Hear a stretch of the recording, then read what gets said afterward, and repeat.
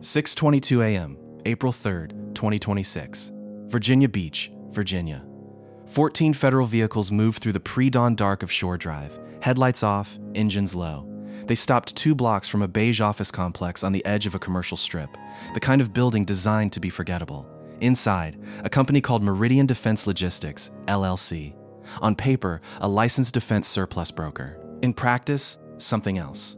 Estimated value of restricted hardware moved through this operation, $480 million. The agents waited. Radios stayed quiet. Across the state line in Maryland, identical teams were already in position outside a storage facility in Annapolis and a residential address in Rockville. In Florida, 2 more strike teams sat outside properties in Tampa and Coral Gables. 11 locations. Coordinated. Simultaneous. The signal came at 6:31 a.m. What happened inside Meridian Defense Logistics over the next 4 hours would confirm what 2 federal agencies had spent 16 months building, a case that began with a single line on a freight manifest. An export license number reused one too many times, had grown into one of the largest embargo evasion prosecutions in Naval Criminal Investigative Service history. 8 years of systematic smuggling, classified dual-use naval components moving through shell companies in Dubai and Oman, end users traced to Iranian naval procurement networks. At the center, a company founder with a DoD security clearance, 3 government-cleared contractors inside Naval Station Norfolk, and a broker network stretching from Virginia to Cyprus to the UAE. The strange part, the part that stayed with investigators long after the arrests, is that it almost didn't happen. The compliance flag that broke this open was escalated on a Friday afternoon before a federal holiday weekend by a mid-level customs analyst who almost didn't bother. Almost. The broker's name on the company registration was Russell Haynes, 51 years old, 17 years in defense logistics, 2 commendations from the Department of the Navy, former Navy supply officer, graduate of a respected maritime logistics program, cleared to secret level in 2009. He had built Meridian Defense Logistics into a mid-tier but legitimate-looking operation over a decade, specializing in acquiring and reselling decommissioned Navy surplus parts to allied military purchasers. That was the legal business. It generated real revenue, maintained real compliance records, and passed 3 separate government audits between 2017 and 2023. What those audits didn't catch was the secondary channel running beneath it. The scheme had been running since approximately late 2017. Haynes had identified a structural gap in defense surplus oversight. Decommissioned hardware that was no longer classified as controlled at the point of disposal often retained dual-use components. Parts whose civilian or allied military applications were legitimate, but whose specifications made them equally useful to adversarial naval programs. Sonar transducer housings, encrypted communications subassemblies, shaft seal assemblies from propulsion systems. None of these were headline items. None triggered automatic red flags on standard decommissioning paperwork. But assembled into a naval engineering context, they represented years of American research and development. Haynes knew the supply chain. He knew which disposal contractors to approach. He knew the paperwork sequences that created plausible cover. And over 8 years, he built a parallel logistics system that used the legitimate business as camouflage. The mechanism: Meridian would acquire surplus parts through standard GSA disposal auctions or direct military surplus contracts. Most of the inventory went exactly where the paperwork said, to legitimate allied buyers in Poland, South Korea, the Philippines. Those transactions were real. Intentionally real. They kept the compliance record clean and the business relationships genuine. But a portion of each acquisition, components selected for dual-use sensitivity, was diverted before packaging, retagged, relabeled with civilian-grade part numbers stripped of their original designation, inserted into separate manifests bound for intermediary recipients in Dubai. The Dubai recipients were shell companies, 2 of them, registered under names that translated loosely to Gulf Technical Trading and Al Rashid Maritime Solutions, were operated by a Cypriot national named Andreas Petrakis, who communicated with Haynes through encrypted messaging applications and maintained no public web presence. Petrakis had no apparent background in maritime logistics. His companies held no contracts with any recognized allied military. What they held were relationships with procurement intermediaries in Oman, and through those intermediaries, with end buyers whose acquisition patterns NCIS analysts would later match to known Iranian naval procurement behavior. The components didn't travel directly. Nothing in this operation moved in a straight line. That was by design. I spent time going through the NCIS case documentation that became available through court filings, and one detail kept nagging me. The routing was almost theatrically complex for what were, individually, mid-value items. Sonar housings worth perhaps $40,000 each on the legitimate market were being routed through 3 intermediate countries before reaching their final destination. That level of logistical effort implies institutional support. It implies that someone, at some point in the chain, understood exactly what they were moving and why it required that degree of obfuscation. 3 of the individuals arrested on April 3rd held active DoD security clearances. 2 of them had passed polygraph screenings within the previous 36 months. Their names were Marcus Fenn, a civilian contract logistics coordinator assigned to Naval Station Norfolk's Supply Command, Denise Wharton, a procurement analyst at the same installation, and Gregory Alves, a retired Navy officer who had transitioned into private contracting and maintained his clearance through a defense services firm. All 3 had legitimate professional relationships with Meridian Defense Logistics. All 3 would later be named in the federal indictment. The question investigators kept returning to in the early months of the case, before they understood the full scope, was simple. How had this moved 14 separate tracked shipments through the system without triggering a single automated compliance alert? The answer turned out to be embarrassingly straightforward, and it pointed directly at the compliance gap Haynes had identified and exploited from the beginning. Export control enforcement for defense surplus relies heavily on export license number verification. A company acquires a license to export specific categories of hardware to specific destinations, and that license number appears on shipping manifests. Automated systems flag inconsistencies: wrong destination, wrong hardware category, expired license. What they don't automatically flag, in most cases, is a license number appearing on multiple manifests over time. That's not inherently abnormal. A legitimate exporter might use one license number across dozens of shipments to the same approved destination over the license's validity period. Haynes used the same license number across 6 separate manifests to 6 different listed destinations. Each destination was real, a real company name, a real country on the paperwork. But the destinations varied. Poland on one manifest, South Korea on another, the Philippines on a third, 3 others listing UAE-registered entities. That should have triggered an automated flag. It didn't for 16 months because the manifests were processed through 3 different freight forwarders that shared no common database. Each forwarder saw 1 or 2 instances of the license number. None of them saw all 6. The compliance analyst who eventually caught it was a woman named Claire Aldworth. She worked for a freight forwarding company in Baltimore, Chesapeake Cargo Solutions, that had processed 2 of the 6 manifests. In November 2025, during a routine review of export documentation ahead of an internal compliance audit, she pulled records on a batch of manifests from the previous quarter. The license number appeared twice in her company's records, once on a manifest bound for a South Korean defense agency, and once on a manifest listing a Dubai-registered entity as recipient. Same license, different destinations. The license's authorizing jurisdiction didn't cover UAE-registered commercial recipients. It was a Friday afternoon. The following Monday was a federal holiday. Aldworth flagged it internally. Her supervisor told her to document it and submit a voluntary disclosure to the Bureau of Industry and Security after the holiday. Standard procedure. Low urgency. Aldworth submitted the disclosure on Tuesday morning. It reached a BIS compliance officer by Wednesday. By Thursday, it had been cross-referenced with 2 other voluntary disclosures filed by unrelated forwarders over the previous 6 months. Disclosures that, in isolation, hadn't risen to the threshold of a formal investigation. Together, they did. By the second week of November 2025, HSI and NCIS were running a joint preliminary inquiry. The license number discrepancy was their entry point, but what they found when they started pulling the threads was not what either agency had expected. The scope expanded within days. By the end of November, the inquiry had been elevated to a full parallel investigation.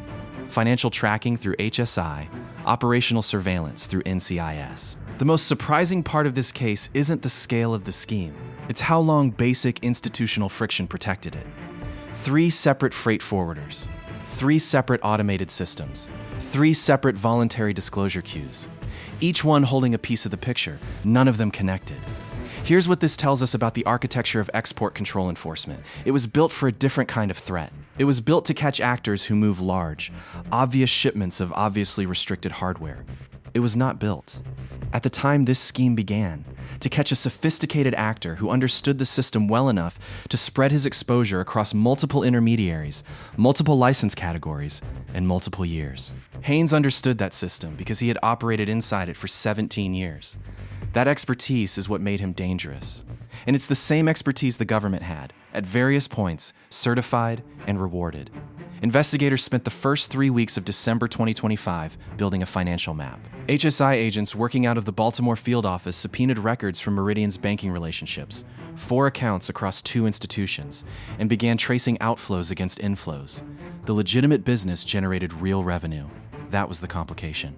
Meridian's accounts showed a pattern consistent with a functioning defense surplus operation.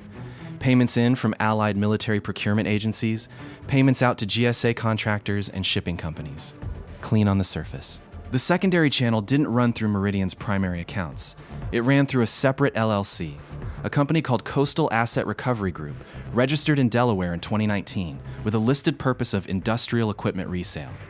Coastal Asset Recovery had its own bank accounts, its own tax filings, its own paper identity, and it had received, over approximately 6 years, wire transfers from shell entities in Cyprus and the UAE totaling roughly $38 million. $38 million in, against declared income for Coastal of approximately $2, $1 million across the same period.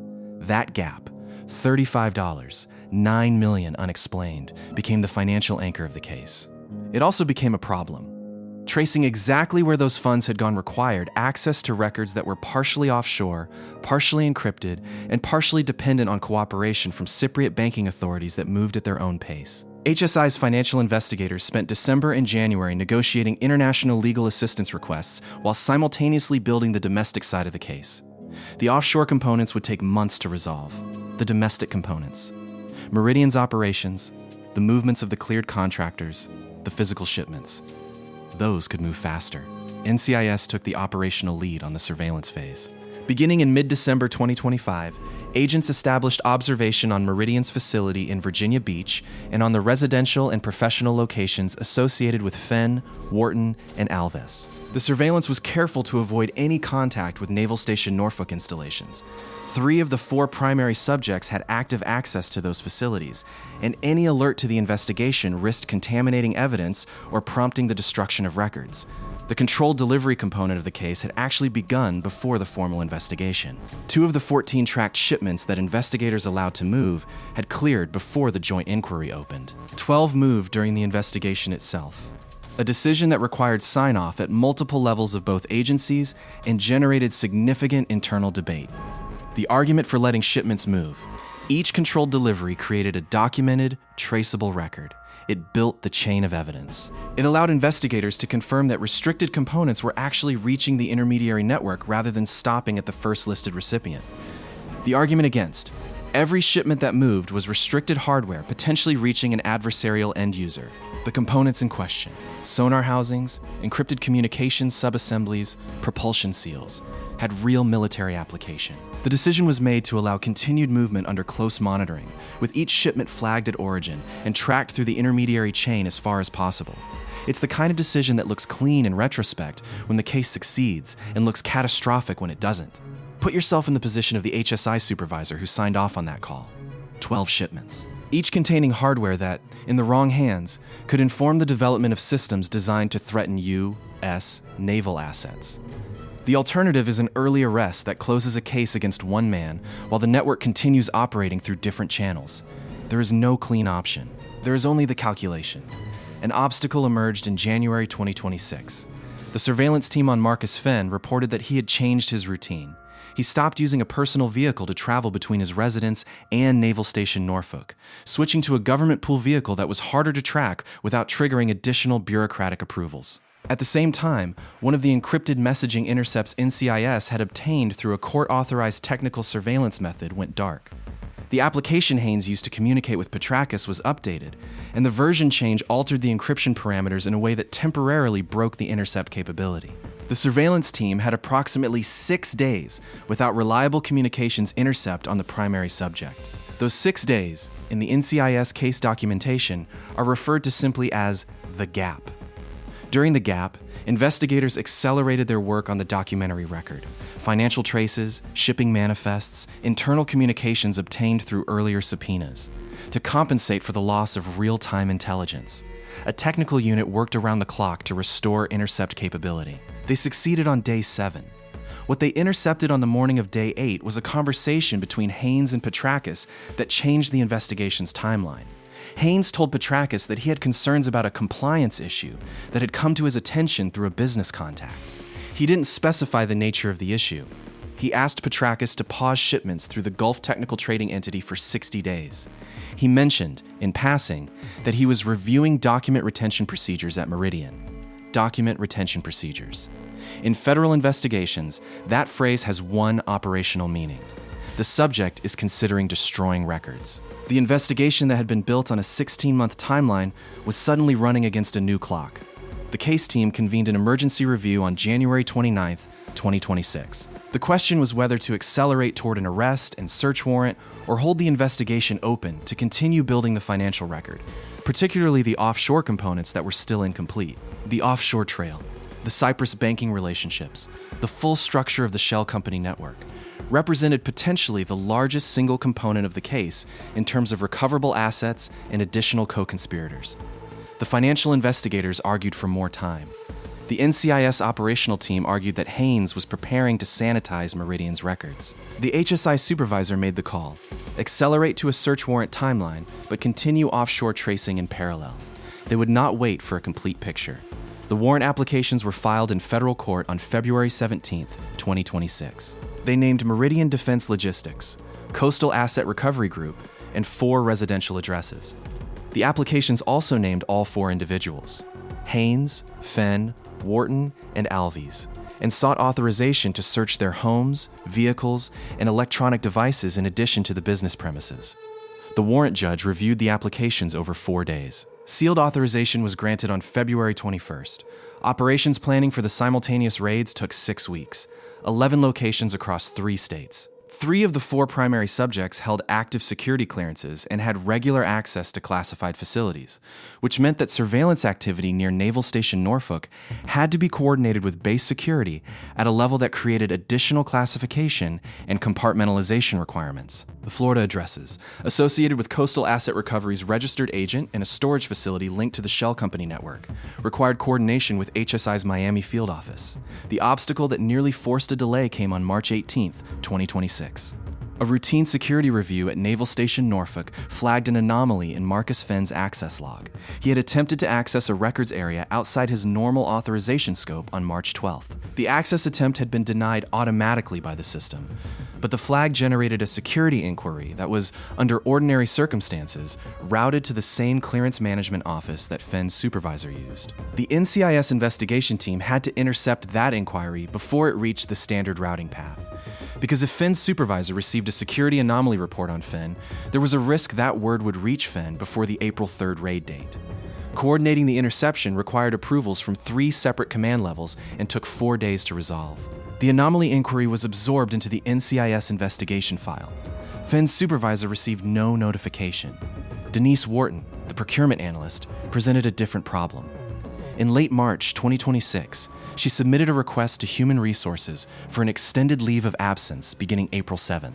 The stated reason was a family medical situation. The leave request was approved. If Wharton left her regular duty location before April 3rd, arresting her would require a different operational plan than the one built around her normal schedule. The operations team adjusted.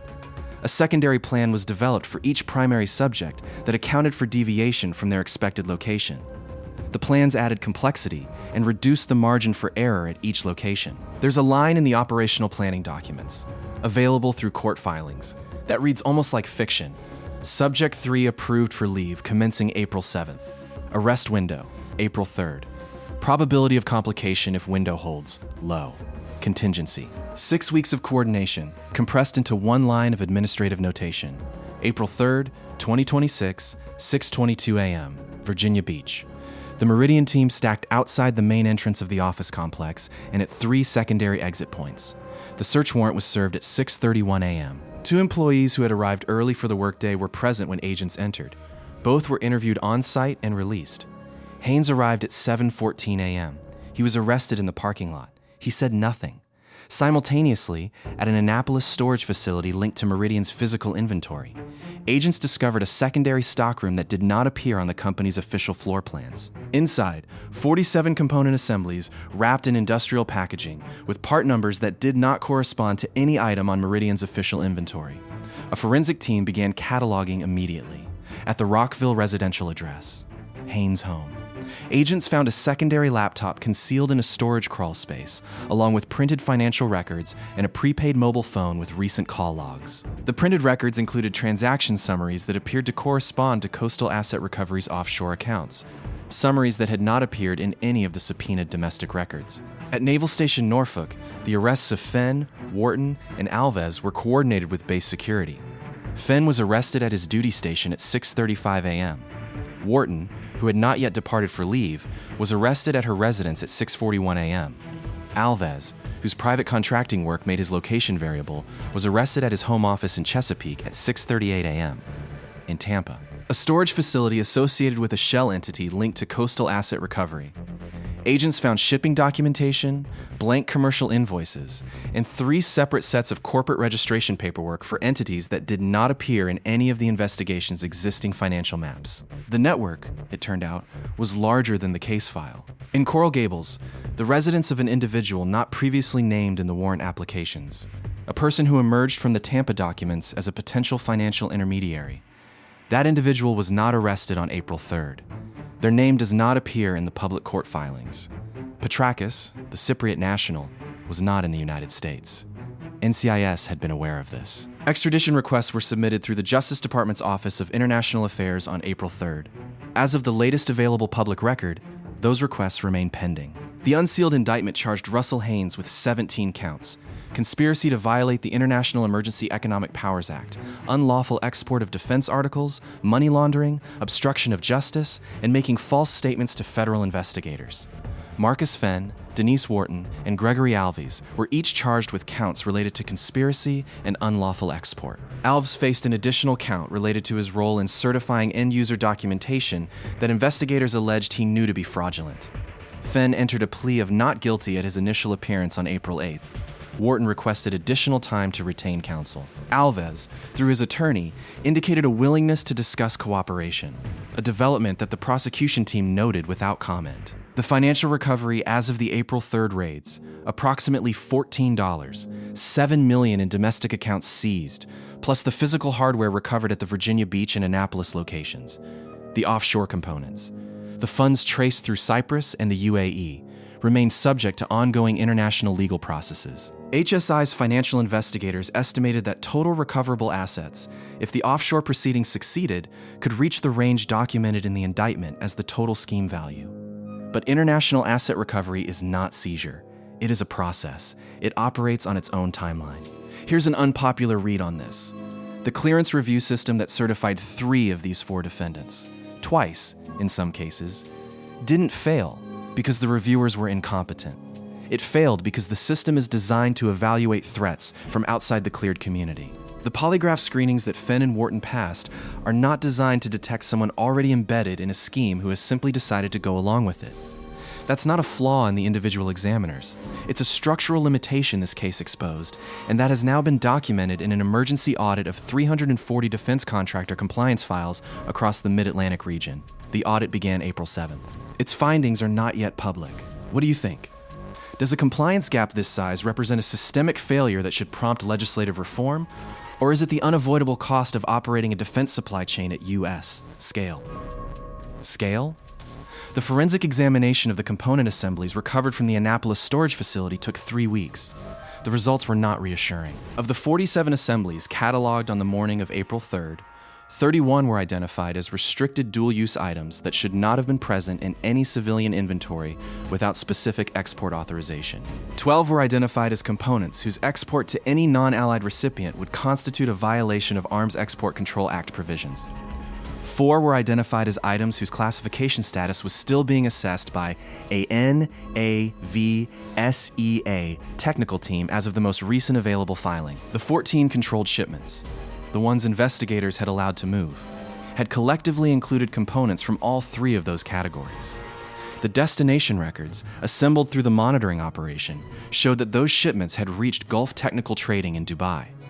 Beyond that point, the tracking became intermittent. Some components were traced through Omani intermediaries to end recipients whose identities remained partially obscured. Others dropped from traceable record entirely. That is not a solved problem. 14 shipments of restricted hardware, monitored through their transit, partially lost at the end of the chain. The investigation documented what moved. It did not always document where it ended up. There's something about the Claire Aldworth detail that hasn't left the investigators who worked this case. One analyst. One Friday afternoon. A flag that almost didn't get filed because of a holiday weekend. The case documentation treats her disclosure as a routine entry point, a voluntary compliance submission, processed in order. But the structural reality is that this entire prosecution, 16 months of parallel investigation, 11 simultaneous raids, 4 arrests, an international extradition request, and an emergency audit of 340 compliance files, ran through the decision of one person who chose to document something instead of leaving it for after the holiday. The system is supposed to catch things like this automatically. It didn't. Not for 8 years. Will that change? Comment yes or no. The emergency compliance audit that followed the April 3rd raids covered 340 defense contractor files in the Mid-Atlantic region. That number matters not because it's large. 340 is a fraction of the total contracted defense logistics entities operating in the region, but because of what the selection criteria implied. The 340 were not chosen randomly. They were chosen because they shared characteristics with Meridian Defense Logistics: size, specialty, length of operation, and the specific categories of surplus hardware they were authorized to handle. 340 contractors who, on paper, looked enough like Meridian to warrant a second look. How many of those 340 were flagged for further review is not yet public information. The audit timeline was described by officials as ongoing in the most recent available statement. Alvy's cooperation discussions with the prosecution team, referenced in early May 2026 filings, had generated additional information about the operational structure of the network, specifically about the role of the unidentified Coral Gables individual, and about at least 2 other brokers who had operated as intermediaries between Meridian and the Cypriot shell structure. Those brokers were not named in the April 3rd indictment. Whether they will be charged in a superseding indictment is, as of the current date, unresolved. The Petrakis extradition request remains pending in Cyprus. Extradition proceedings there typically run between 12 and 30 months when contested. Petrakis, through a Nicosia attorney, has reportedly indicated his intention to contest. Haynes, as of the most recent available record, has not entered any plea discussions. His attorney has contested multiple aspects of the warrant applications on Fourth Amendment grounds. A hearing on those motions was scheduled for June 2026. Its outcome is not reflected in the available public record. The money, specifically the offshore funds estimated in the tens of millions, remains partially unreachable. International asset recovery through legal assistance treaty processes is not seizure. It is petitioned, it is negotiated, it is delayed. HSI's financial investigators built a case around $480 million in restricted hardware value. Of that, the domestic seizures represent a fraction. The physical hardware recovered at Annapolis and Virginia Beach represents documented evidence. The offshore funds are a figure in an indictment waiting for a process to resolve. That is where the case stands. 4 defendants in federal proceedings. 1 fugitive subject to extradition request. An unknown number of additional network participants identified through cooperation but not yet charged. 31 component assemblies in restricted categories recovered from a secondary stockroom that didn't appear on any floor plan. 4 assemblies still being assessed. 14 monitored shipments with partially unresolved end-destination chains. The network that moved $480 million in restricted naval hardware across 8 years has been disrupted. The demand for the hardware it moved. Iranian naval procurement programs that need dual-use components they cannot acquire through legitimate channels. That demand hasn't changed. A disrupted supply chain is not a resolved threat. It's an interrupted one. If you followed this channel for any length of time, you already know the pattern. The investigation closes, the network disperses, and somewhere between a Cypriot shell company and an Omani intermediary, the next iteration is already taking shape. The names change. The license numbers change. The freight forwarders change. The architecture stays the same. Subscribe, because this case isn't finished, and when the next court filing drops, you'll want to have already seen this one. Russell Haynes built a business that looked exactly like what it claimed to be. For 8 years, it worked. The audits cleared it. The clearance reviews cleared the people inside it. The automated systems didn't see what they weren't designed to see. What broke it open was a compliance analyst named Claire Aldworth, who filed a disclosure on a Tuesday morning after a holiday weekend. The network is disrupted. The offshore funds are unrecovered. The Coral Gables individual has not been charged. Petrakis has not been extradited. And 4 assemblies recovered from a Virginia Beach stockroom are still being assessed by a technical team that has not yet determined their classification status. The system found this. Eventually, 8 years later.